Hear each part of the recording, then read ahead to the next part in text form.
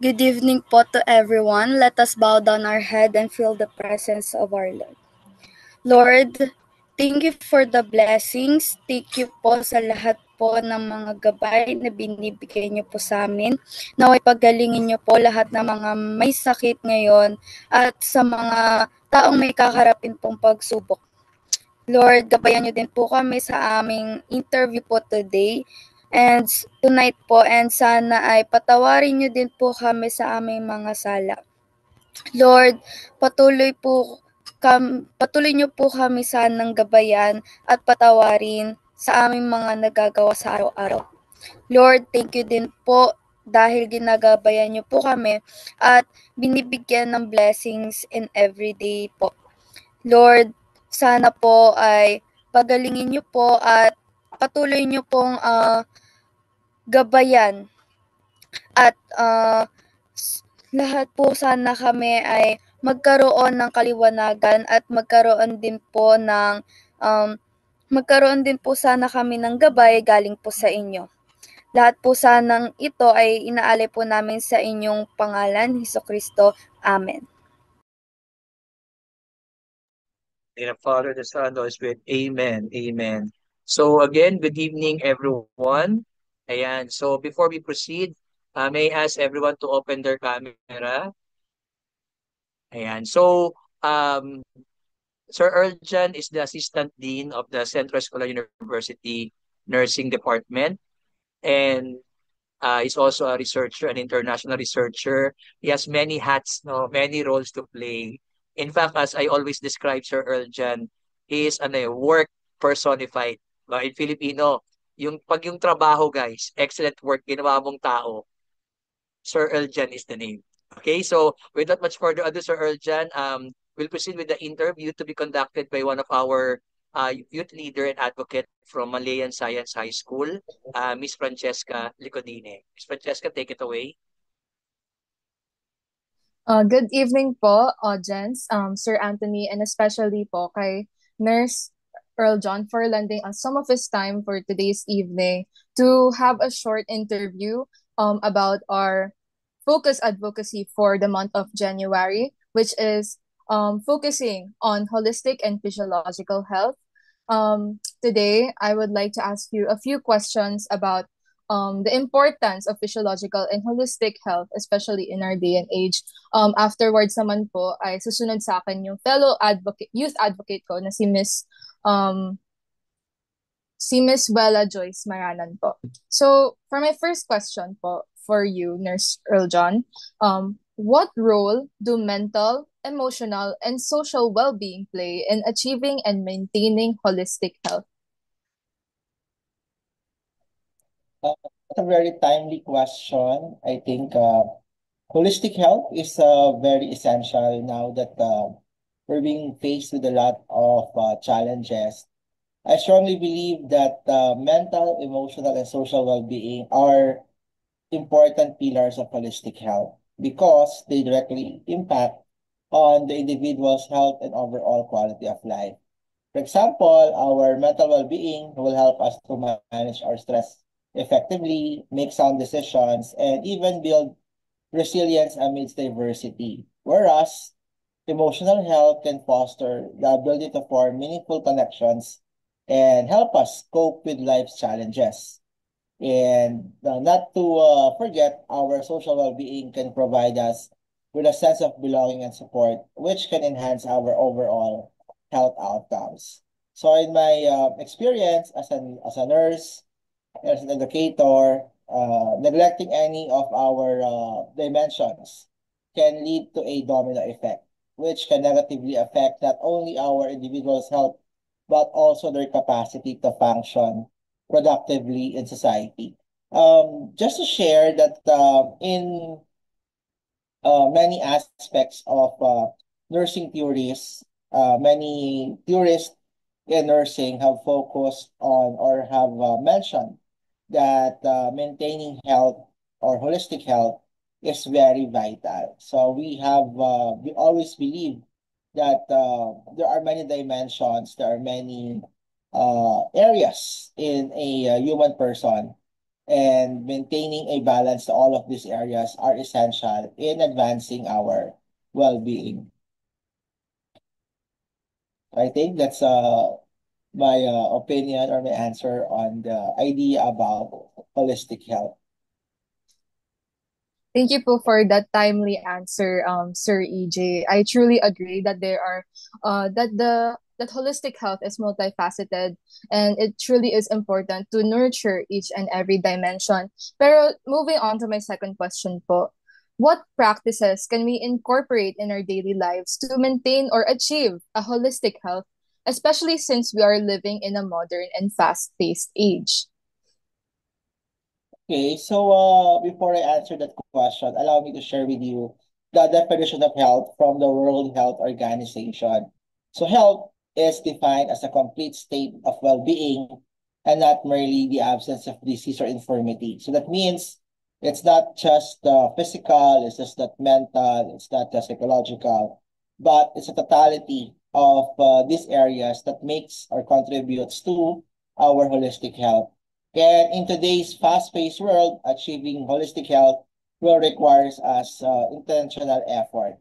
As a nurse educator, I recommend adapting practices that will nurture the body, mind, and spirit. For example, simple strategies such as prioritizing regular physical activity, eating a balanced diet, and ensuring adequate sleep could be essential for maintaining physical health.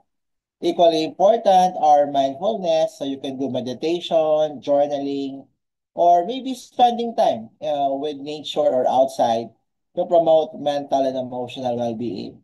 Socially, you can foster or develop strong connections with families, friends, and community groups. I think FIRST is one of those organizations that you can venture in and where you can widen your horizon in terms of fostering strong connection and social responsibility. So you can also look for other, should we say, newer methods. Okay, for example, there are digital detoxes and time management strategies to counteract the stress and distraction of modern living. So you can enable yourself to focus on your health priorities. I always say that we cannot give something that we don't have. So therefore, in many aspects of our life, if you want to help, if you want to share, or if you want to venture to connections or to relationships or whatever it is that you would like to prioritize, you really have to be complete. You really have to be holistic so that you will have the necessary qualities that will enable you to fulfill your work or your task efficiently. Okay, so I think that's for the number two question. I hope that you can acquire or you can utilize those simple tips. Actually, it varies person to person, but whatever it is that you do can, as long as it's good, as long as it's right, can contribute to your holistic health. Once again, thank you po for that wonderful answer. I truly agree po na it's intentional. I like how you said na it's intentional effort po kasi though minsan nagbibigay tayo ng effort pero it's not really in the things that matter. So intentional effort where we don't neglect and hit all of the checklists on each dimension of health is really important po. And for my final question naman po, bago tayo mag-proceed kay Miss Wella, my question for you po, as an educator especially, how can we encourage a more holistic approach to health education and promote health literacy within the general population? Okay, I think health literacy is very important nowadays because we are now in the era of misinformation and, should we say, distortion of facts. But as an educator, promoting a holistic approach to health education begins with empowering individuals through awareness and practical knowledge. So we say that things that are, that we find useful is something that we can adopt. So as an educator, I always integrate what we call a patient-centered framework in teaching, and I always emphasize the interconnectedness of physical, mental, emotional, and social health. Actually, that's very much emphasized in various aspects of nursing practice because we truly believe that though man is should be or usually counted as one, we have many dimensions and we have many areas where we should nurture. So we can encourage this perspective by utilizing accessible and culturally relevant health education materials. We can leverage technology, we can use our social media, and also, if we have time, we can foster partnership with communities so that we can share what we have or what informations are available. Health literacy initiatives should include, for example, workshops, social media campaigns. I think we are very much attuned to this, and maybe conducting community outreach program that can simplify complex health concepts. And this can focus on what we call preventive care. So as we are looking at our general population, I think there's nothing more important than promoting health and preventing illnesses. So as they say, prevention will always be better than cure. And if we cultivate a supportive environment, we can inspire individuals to take ownership of their health because as what they say, it must be intentional. And we should recognize that achieving holistic health can really be a lifelong journey. So, of course, there are many temptations that we encounter every day. We have vices, unhealthy lifestyle, improper diet. But as long as we look at wellness as something that's important and something that is a priority, then we could all venture into a lifelong journey of promoting holistic health. So if you have time, you can share your advocacy to other people. Maybe not just in the community outreach. Maybe if you have a friend and you can share important ideas or health ideas to them, then you are sharing health literacy to others or maybe to a wider context, the general population. That's all, I think, for that answer. Or should I say for that question? Okay, thank you so much for your time and insights, Sir EJ. You have answered all of my questions naman po, and I have learned like a lot from based on your answers. But I do know that my fellow youth advocates have questions of their own, so I will be now passing the floor or giving the spotlight to Miss Wella Joyce, um, Miss Wella Joyce Maranan. Thank you po, Miss Francesca, and I am so glad po that I can interview Doc EJ po. And for my first question naman po is, what are some practical steps I can take to improve my holistic and psychological health? Okay, so I think the steps are, should I say, can vary from individual to individual, but the normal ones, okay? For example, for physical health, we can maintain a balanced diet, eat uh, foods that are rich in nutrients, hydrate adequately, and maybe engage in a regular physical activity tailored to your fitness level. You can also prioritize quality sleep to allow your body to rest and to recover. So I think those are just simple, practical steps that we often neglect because we get too busy or we get really bombarded with a lot of challenges. But maintaining those are essential. For mental and emotional health, you can incorporate mindfulness techniques like meditation, journaling, or yoga into your daily routine, or maybe to find diversion activities where you can express your emotions. And this could help manage stress and enhance your emotional resilience. Regularly assess your mental health and seek professional support when needed. So when you think that things are too overwhelming, it's not, should we say, it's not wrong or it's not embarrassing to seek professional help because if you need one, then it can maybe bring you to a next level of wellness. For our social and maybe spiritual health needs, we can build and nurture meaningful relationships with family, friends, and your communities. We can participate in activities that align with your values and provide you with a sense of purpose, such as maybe being a volunteer or looking at widening your spiritual practices. I appreciate that before we start this interview, we had a prayer. So I think that's essential as well because spiritual health is another dimension that is often neglected. So to summarize, consistency in small, intentional activities can change and can provide the necessary springboard to yield long-term benefits for both holistic and physiological health. So I hope that you can pick up some, should I say, approaches tailored to your activities and tailored to your needs. Thank you very much po, Doc. And for that answer, I can really take that steps po talaga.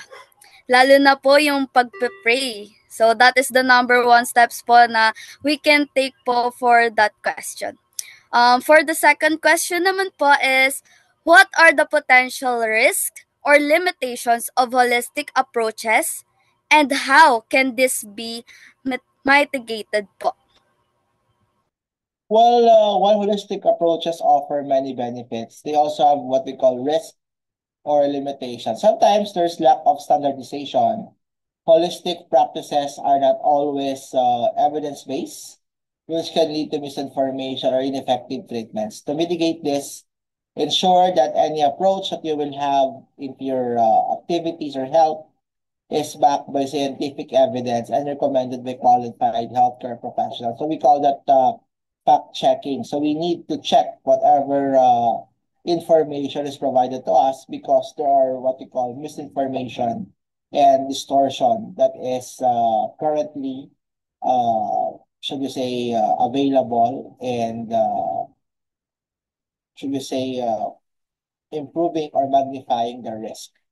And you also have a delay in conventional treatment because some might rely solely on holistic methods, potentially delaying what we call the necessary medical intervention. So holistic care should not what we call replace uh, our conventional treatment. Holistic care should complement.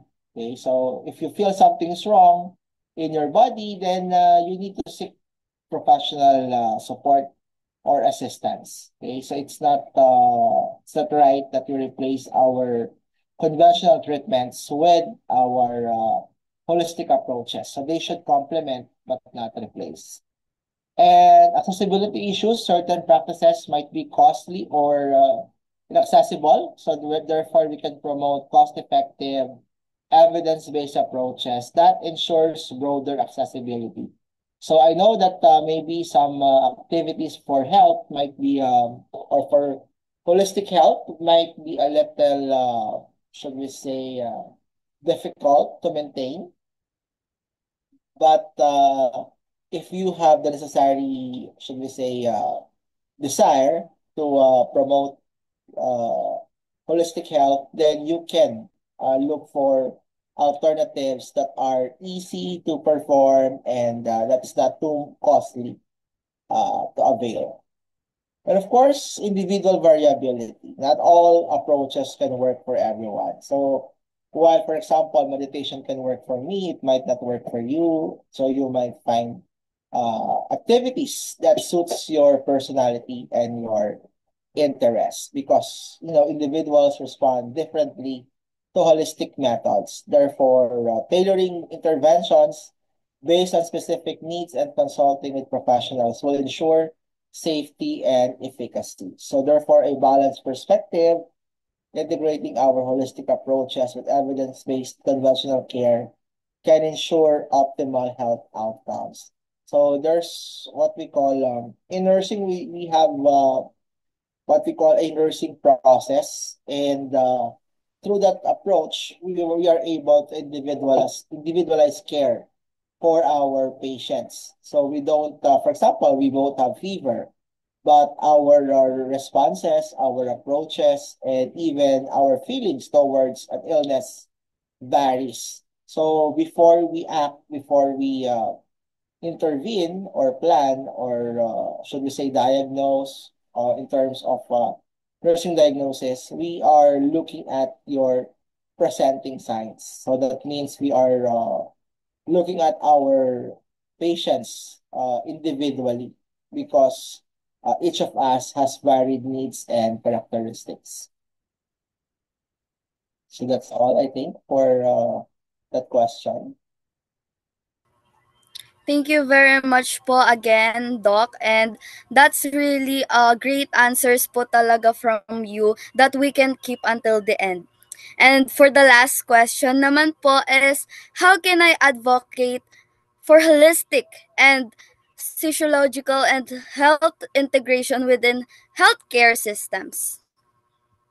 Well, advocating for the integration of holistic and psychological health within healthcare systems will, of course, require multiple strategies. But I think in our advanced era, we already have that. I think there's now a lot of initiatives in terms of promoting psychological and what we call mental health. But we can do, for example, or support our strategies. For example, we could have education and awareness. You can share the benefits of holistic care and psychological health through workshops, seminars, and even community initiatives. You can collaborate with other healthcare professionals to promote a shared understanding of holistic approaches. So there are, there's a lot of professionals out there who can also provide you insights about holistic health. You can also advocate for policy changes. So you can work with policymakers to incorporate holistic and mental health services into healthcare policies and funding priorities because integration will require policy changes or policy approaches. And if you would want to make an impact to a larger society, then you have to consider working towards or with what we call policy advocates. You can also look at evidence-based practice. You can support and participate in researches that will demonstrate the effectiveness of holistic and psychological health interventions. You can present these findings to healthcare administrators to encourage adoption. So if you are into health science discipline, okay, so you may conduct a research that are focusing on holistic health, and you can come up with practices or interventions that will really support, okay, such initiatives. Or maybe craft collaborative care models. You can advocate for multidisciplinary teams that will include health professionals, mental health practitioners, and maybe medical providers to offer comprehensive care. I know that FIRST has a lot of members and a lot of professional affiliations. So if, I think Sir Anthony can guide you or can connect you with a lot of healthcare professionals. And through that channel, you can advocate for the integration of holistic and psychological health. So when you come up with also with programs, okay, or activities, then maybe you can think of what programs can stimulate or advocate for holistic health. And of course, we can look at our patient empowerment or person empowerment. We can educate patients on the importance of holistic and psychological health and how they complement our traditional treatments. So we can empower patients to make informed decisions about their health. So decisions on health could not be as complex as we thought it was. Okay.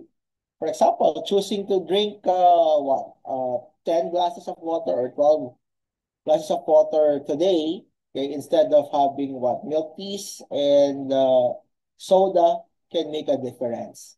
So by championing simple actions, you can help bridge the gap between traditional and holistic health. And therefore, you can create systems that supports the holistic person that we all desire to be. Okay. I think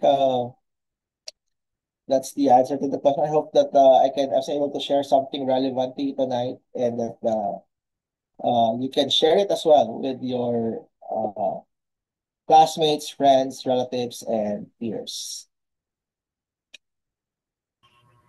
Again, thank you very much po, Doc EJ. And I can really pass it to my classmates, friends, and also to my family po. And it's a good experience po to interview doctor po, to and again By the nasagot way, niyo I naman am a po. nurse.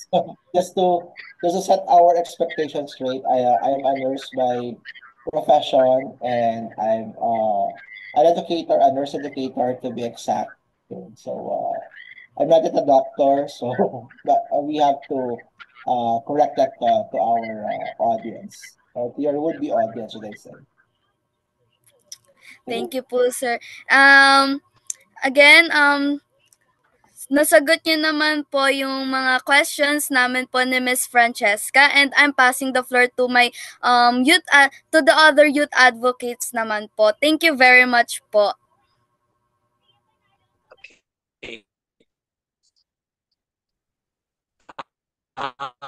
Siguro, Miss Wella, thank you very much, Miss Wella, Miss Cheska, for those wonderful questions, for explaining it very well to us, tsaka sa mga makakapanood nito.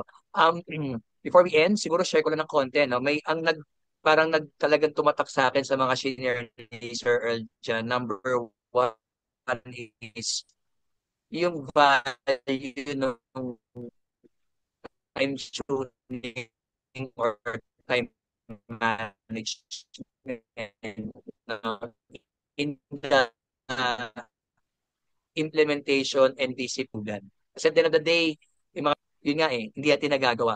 Gawin with the right, when we make it our priority, and of course, coupled with discipline, particularly in our man, time tuning or time management. And then, maganda rin na na-highlight ni Sir Earl dyan with sa mga nakikinig ngayon, na championing simple steps. 'Di ba? Kasi mga simple steps lang na practical pwede naman nating gawin. Let's start with the thing na kayang gawin, beginning with the circle of influence. We can really naturally improve our health and of the people around us. So, guys, Dr. Erjan is very busy now, just to let you know. And again, Sir Erjan, thank you. I know that despite your busy schedule, you're really good in managing your time. That's why you have your time with us. Thank you for your heart and passion for these young people, and especially for the topic on health. Thank you very much, Sir Erjan. So let's end with Yes. a prayer. Okay lang po. I'll turn it over to Miss First, Francesca for the closing prayer. thank you for the invite, Sir Anthony, and I'm really happy or glad to share this insights with everyone. I think there's no such thing as busy, because we have to create time for things that are important. So, okay, so I think you can do our prayer, or to end our session. Let us all bow down our heads and feel the presence of the Lord. Lord, thank you so much for this wonderful opportunity and experience to interview one of our health professionals under First Services. We have truly learned a lot from this meaningful interview session, and we hope to carry over this knowledge to our friends, family, and to our loved ones. Lord, thank you for making Sir EJ one of our instruments for a better world and a healthier society. May you please guide and protect all of our health professionals, and please heal all of those who are suffering from any illnesses. We lift this prayer up to your holy name, Jesus. Amen. Amen, amen. So thank you very much, everyone. Thank you, Sir Earl Jan. See you soonest, and thank you, youth advocates. God bless. Okay, thank you, everyone. Bye.